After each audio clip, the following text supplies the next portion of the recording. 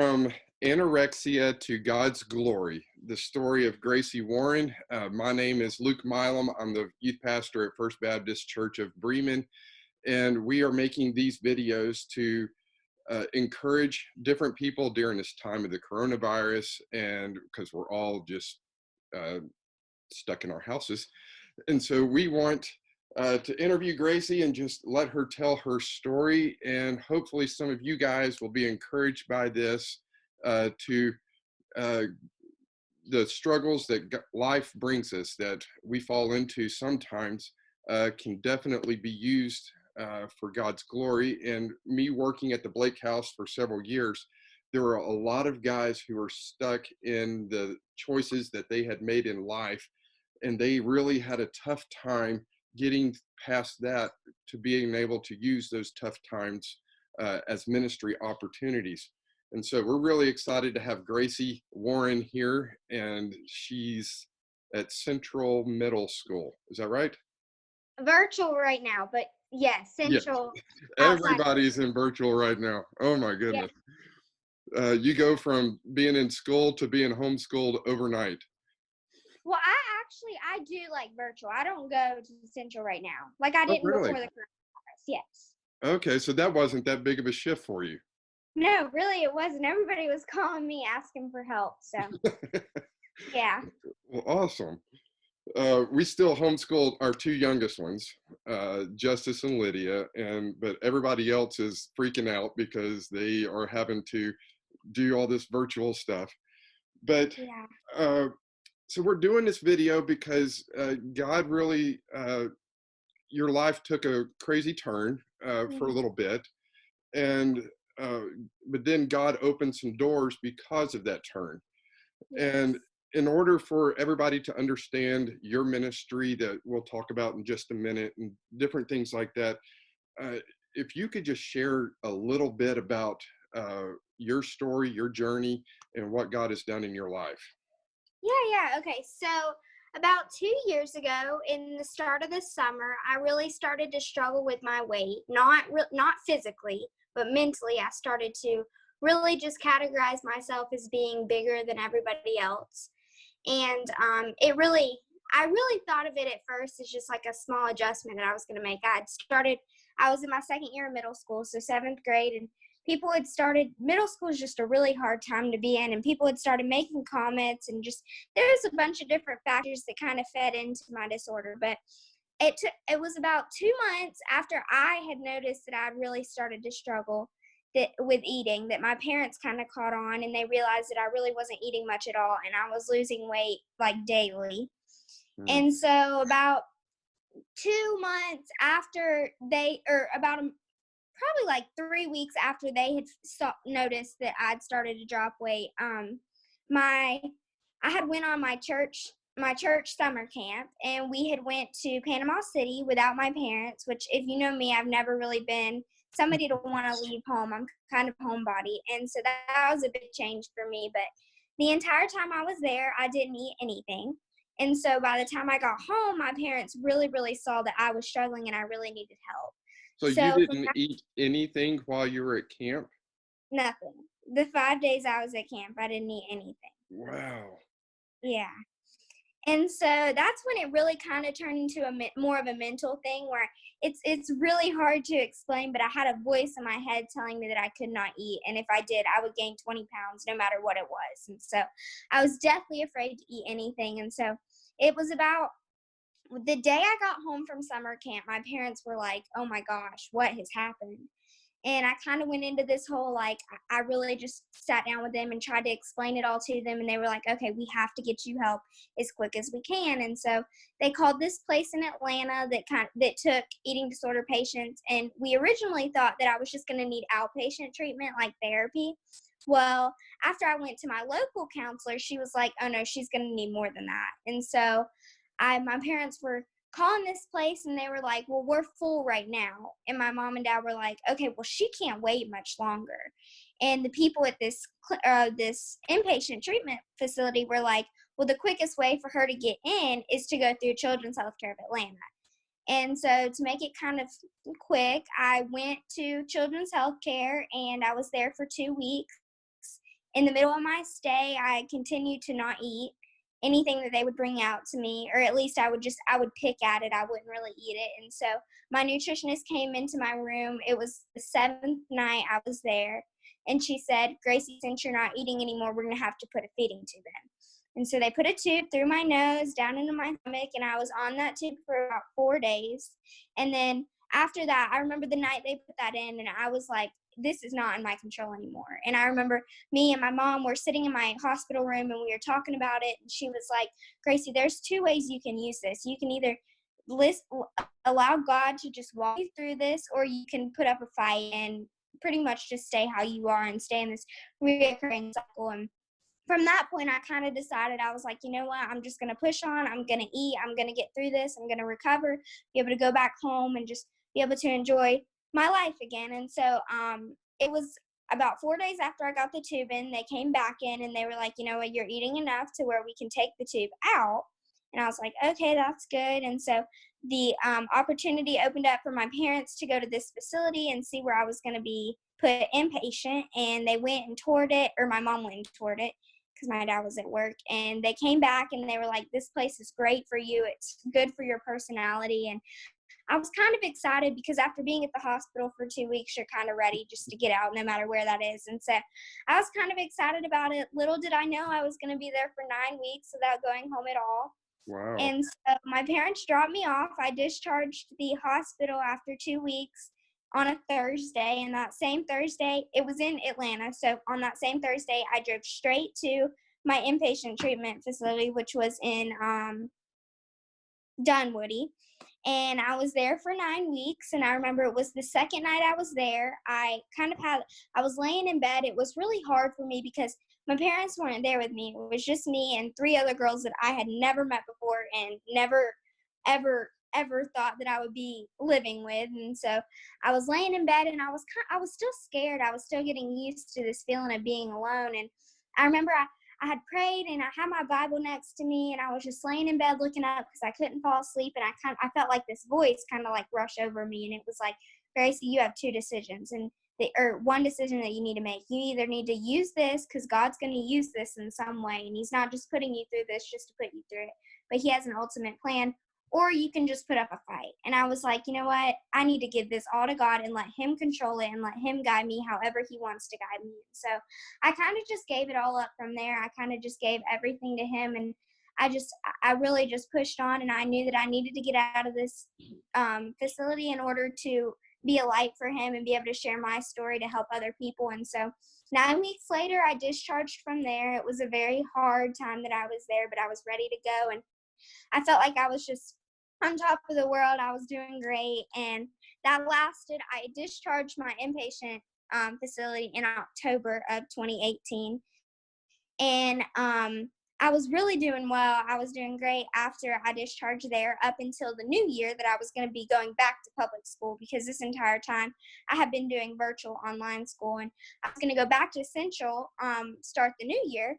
And so I was super excited. I was ready to go back and be able to tell my friends what had happened, be able to tell my story, and just help other people struggling with anxiety and depression. And because that's really ultimately what eating disorders stem from. And so I was ready to go back and just share my story, but I went back, and it was really just a downfall from there. I remember people kind of categorized me as different, and I really didn't like that. I didn't like how they all treated me different, and I felt like whenever we were sitting down at lunch, everybody was staring at me because of what I had struggled with, and everybody was really cautious about what they talked about around me, and I just didn't want to be seen as different. Like, I wanted to be seen as different in a good way, but not treated differently. And so I really just started to struggle with being at school, and I eventually kind of broke down to my mom, and I was like, I can't do this. I need to do something else. And so she was like, okay, we'll pull you out of school and you can just do online. And so I had really started to struggle from that point of going back to school with depression, which I had never experienced before.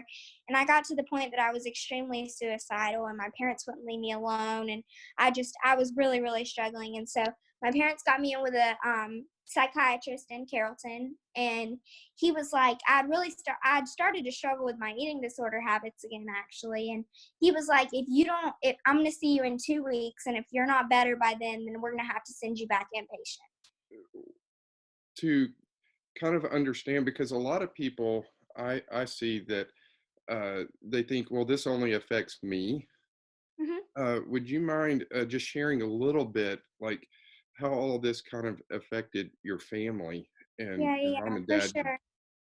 So, I mean, things as simple as my sister used to sleep with me every night, and it was such a change when I had left.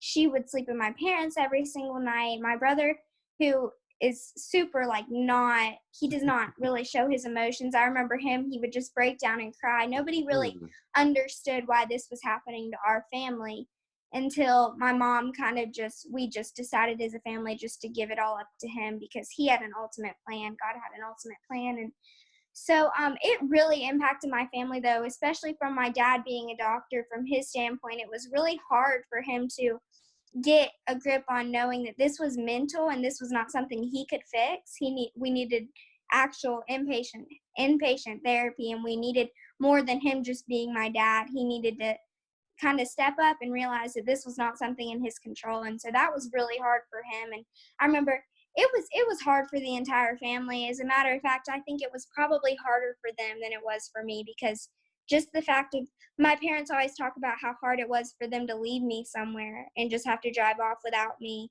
and be able to come see me at least. I mean, they came to see me probably 4 times a week, but that was pretty much it. And they had wow, to leave me to go to sleep. And so it was definitely a very long road for my entire family.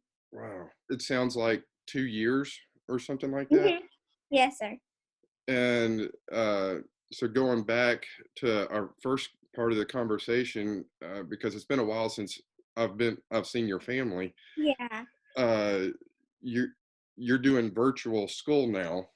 Uh, Yes, sir. is that because of this, or uh, Actually, it's more of my ministry now that I've started. I just have so much going on with that school's really not. I mean, yes, school's very important, but that's not really my top priority right now. It's more of my relationship with the Lord and sharing Him with other people. And so while I am doing school, I'm kind of more focused on getting the word out and getting my ministry shared. And so that's just something that ever since I did struggle with depression, though, I have been doing virtual. And so we haven't made the decision yet for me to go back, which that's actually something I'm kind of struggling with right now because my parents want me to go back to public school, but I don't see why I need to change what I'm doing now because everything's doing so well right now that I don't know. So that's something yeah? that we're trying to figure out as of now. But Well, yeah. right now everybody's doing virtual, so you're on the same boat as everybody else. Yeah. Yep. It's kind of turned out to be good because my brother and sister, they always used to be like, "You don't do much. You don't do much." And after them seeing what virtual's like, they're like, "We want to go back." So it's kind of been a blessing, actually. Yeah. Tell us a little bit about your ministry that God's opened up because of this struggle and this 2-year journey that you've been on. Okay, so my ministry is called Bounce Back Beautifully, and it originally started as just a website or a blog that I would update weekly.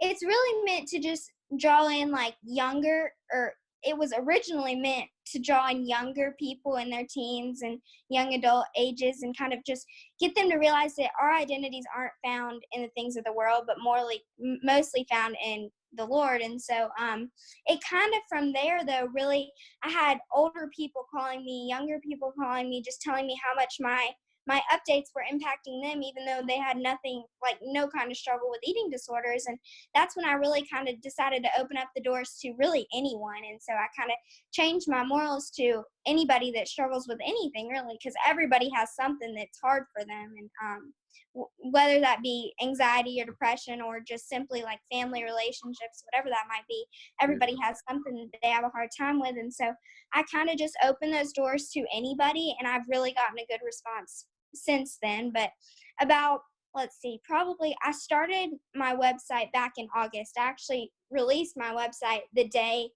a year after I had been, okay, this is hard to explain. So I went to the hospital August 9th of 2018, and I released my website on August 9th of 2019. So it was exactly a Awesome. year after. And so it was probably like, I don't know, probably like September-ish. It was around my birthday of last year that I decided I really felt like I needed to do more with this, and because I was getting such a good response. And we're actually, one of my mom's friends, she does something called a birthday box for kids who aren't able to afford a birthday party. And we were talking about her ministry or whatever, and I was like, you know what, that's a really good idea. And so decided to come up with a B3 box, which is a Bounce Back Beautifully box. And it's pretty much just these little boxes that I make of just encouragement. They have Bible verses in them and handwritten notes from me. I paint a lot, so they have canvas paintings of just quotes and verses and all things like that. A bunch of stress relieving things like stress balls and like mind games and just things to get you like encouraged and to help you to find hope in whatever you're struggling with. And so I started that, and since that I've sent out 60, almost 70 boxes within however long it's been from September to now. And so Wow. I really got a good response to that. But really, the main thing that I struggle with now is getting the word out, because more than my church has blessed me with like financial things to keep my website running and keep those boxes to be able to send out. They've really helped me with the financial aspect of it. I need more like people just to share the word and get bouncebackbeautifully.com out there. What's the name of your website? It's called bouncebackbeautifully.com. Okay, awesome. Is there a way on that website for them to maybe get in touch with you or to support you financially? Or Okay, yes, for sure. On my website, it has things like my email and just all the different easy contact things. But also on there, there's something, I have a B3 box application. And so if maybe you personally are struggling or know somebody struggling, you can submit this form. It costs no money, and I will make the boxes here at home and ship them out to whether it's you or somebody you know that you think needs one of these boxes, and I'll be sure to get one to them. But financially, I have my PayPal and Venmo on the website page as well. I think they're just links that you can press. But yeah, really more than that, I just need to get the word out. well, thank you, Gracie, for sharing what God is doing in and through your life. Again, please don't forget to like, share, and comment. And as always, it's all about Jesus.